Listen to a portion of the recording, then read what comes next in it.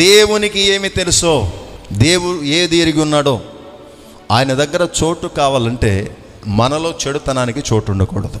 ఆయన దగ్గర చోటు ఉండాలి.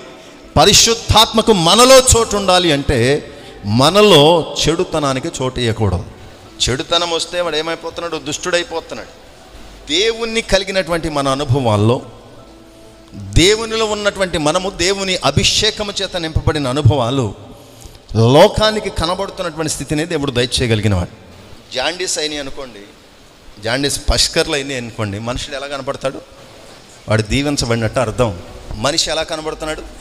పచ్చగా కనబడుతున్నాడు. అంటే వెంటనే మీరు అందరూ డాక్టర్లు అయిపోతాం కదా మనమందరం. శరీర సంబంధమైన వ్యాధులు శరీరాన్ని ఆవరించినప్పుడు లోకానికి అందరికీ కనబడుతున్నాయి. దేవుని ఆత్మచేత ఆవరించబడిన వాడు, వానికి కలిగే ఆనందము, సంతోషము దేవునికి, దేవుని సంబంధులకు తెలుస్తూ ఉంటుంది.